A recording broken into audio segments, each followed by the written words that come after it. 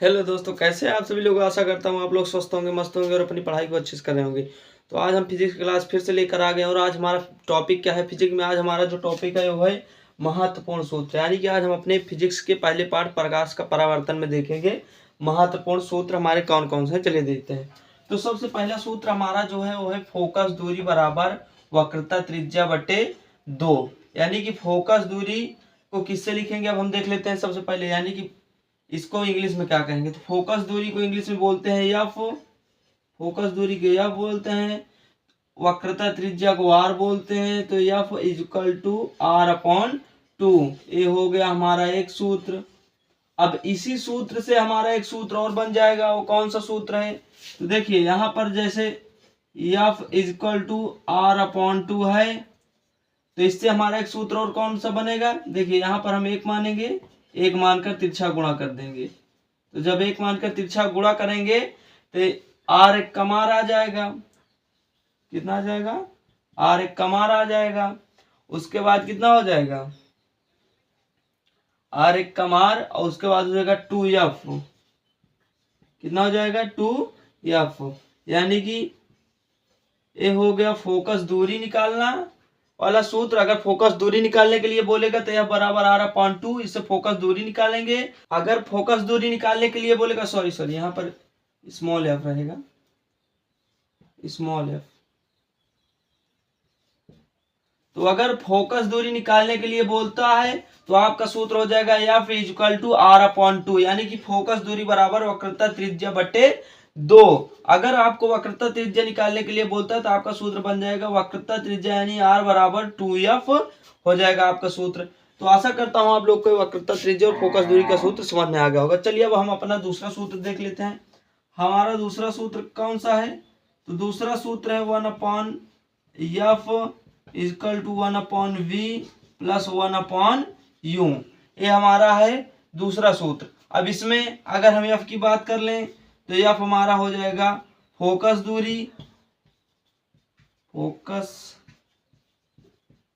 दूरी, और अगर हम बी की बात कर लें तो बी हो जाएगा प्रतिबिंब, की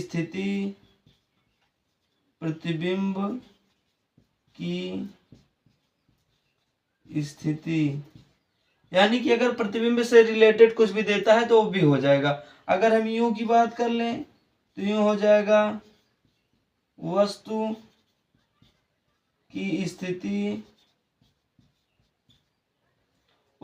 स्थिति या दूरी, प्रतिबिंब की स्थिति या दूरी। तो हो जाता है हमारा फोकस 1/f बराबर 1/v प्लस 1/u। हो जाता है हमारा दर्पण का सूत्र। तो चलिए आगे देखते हैं हमारा अगला सूत्र कौन सा है। हो गया दूसरा सूत्र, यानी कि ये दर्पण का सूत्र हो गया। अब देखिए इसको हम यहाँ पर लिख देते हैं। और हाँ, एक खास बात और कि अगर दर्पण अवतल दर्पण होता है, अगर दर्पण अवतल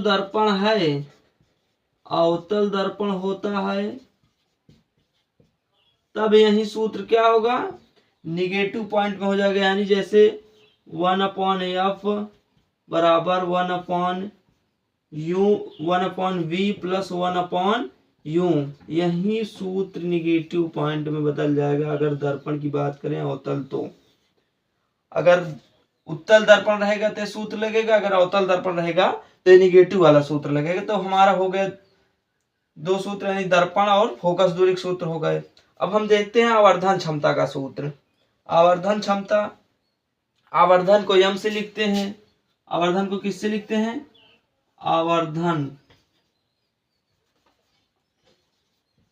आवर्धन की बात करें हम तो आवर्धन को यम से लिखते हैं। और आवर्धन का सूत्र होता है यम बराबर आई अपॉन ओ बराबर एच डैश अपॉन एच बराबर।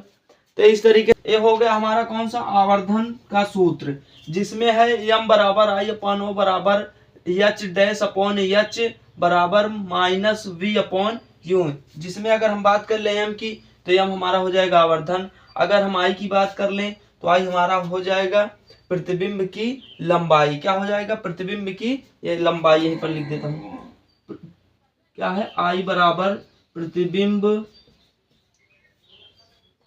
की लंबाई, शॉर्टकट में लिख दे रहा हूं ऐसे में, प्रतिबिंब की लंबाई। अगर मैं ओ की बात कर लूं तो ओ हो जाएगा हमारा वस्तु की लंबाई, वस्तु की लंबाई। उसके बाद अगर हम एच की बात कर लें, एच डैश की, तो एच डैश हमारा हो जाएगा प्रतिबिंब की ऊंचाई, एच डैश प्रतिबिंब की ऊंचाई। अगर हम एच की बात कर ले, एच डैश है एच है, एच की बात कर ले तो हो जाएगा वस्तु की ऊंचाई, वस्तु की ऊंचाई। अब आपको बी और यू का मतलब पता ही है, प्रतिबिंब की दूरी या स्थिति, यू यानी वस्तु की दूरी या स्थिति। तो हो गया हमारा आवर्धन का सूत्र। चलिए अब इस सूत्र पर हम कुछ सवाल कर लेते हैं, लगा लेते हैं, एक बार प्रैक्टिस हो जाए थोड़ा। चलिए देख लेते हैं अब हम एक न्यूमेरिकल को। देखिए फिजिक्स केमिस्ट्री में जो सवाल होती हैं उसे हम न्यूमेरिकल बोलते हैं, ठीक। न्यूमेरिकल यानी न्यूमेरिकल की हिंदी होती है आंकिक प्रश्न, इसे हम आंकिक प्रश्न बोलते हैं। तो ये रहा हमारा पहला क्वेश्चन आपके फिजिक्स का। तो चलिए पढ़ते हैं पहले क्वेश्चन क्या है। एक अवतल दर्पण की वक्रता त्रिज्या 50 सेंटीमीटर। अवतल दर्पण की वक्रता त्रिज्या कितनी है? 50 सेंटीमीटर है। इस अवतल दर्पण की फोकस दूरी ज्ञात कीजिए। यानी कि वक्रता त्रिज्या दी है, हमें फोकस दूरी ज्ञात करना है। तो यकीन मानिए मेरे दोस्त, इस सवाल को मैं आपको ऐसे बता दूंगा कि आप कभी नहीं भूलेंगे। ऐसी सवाल को मैं आपको आज समझा दूंगा कि आप ऐसे बिना लगाए बिना सॉल्व करे इसको आप देखते ही बता देंगे कि इसका आंसर कितना होगा। तो मैं आपको पता है कि मैं कहता नहीं, करके दिखाता हूं। तो चलिए आपको बताता हूं कैसे लगाना है इसको। तो सबसे पहले आपको कोई भी न्यूमेरिकल सोल्व करिए, सबसे पहले आपको लिख लेना है दिया है। क्या लिख लेना है? दिया है। आप लिख लेंगे सबसे पहले दिया है। तब हम इसमें देंगे, हमें दिया क्या है? एक अवतल दर्पण की वक्रता त्रिज्या। सबसे पहले हमें क्या मिला? सबसे मिला अवतल दर्पण। तो अभी मैंने आपको बताया कि अगर अवतल दर्पण आ जाता है हमारे सवाल में तो ये अवतल दर्पण के लिए माइनस का साइन रहेगा, ठीक। अवतल दर्पण के लिए माइनस का साइन रहेगा। अवतल दर्पण के लिए निगेटिव रहेगा। वक्रता त्रिज्या यानी वक्रता त्रिज्या हम लिख लेंगे सबसे पहले, वक्रता त्रिज्या। वक्रता त्रिज्या को आर से लिखते हैं, जैसा कि अभी हमने आपको बताया था। तो वक्रता त्रिज्या 50 सेंटीमीटर दिए हैं। तो जैसा भी मैंने आपको बताया कि अगर अवतल दर्पण है तो यहाँ पर माइनस लग जाएगा, आर एफ जो भी रहेगा वो माइनस लग जाएगा, 5 है। वक्रता त्रिज्या 50 सेंटीमीटर है। तो फोकस दूरी, इस अवतल दर्पण की फोकस दूरी ज्ञात कीजिए। यानी कि वक्रता त्रिज्या दिया है, हमसे फोकस दूरी पूछ रहे हैं।